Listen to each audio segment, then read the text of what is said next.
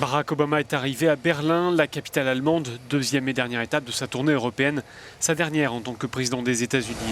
Il a dîné avec la chancelière Angela Merkel. Une réunion de travail est programmée ce jeudi avant un mini-sommet vendredi avec les dirigeants français, britanniques et italiens.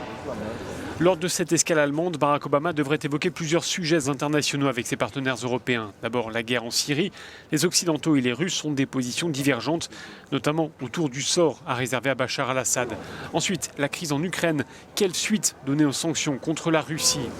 Lors de son passage à Athènes, le président américain a redit l'importance accordée à l'OTAN pour assurer la sécurité en Europe.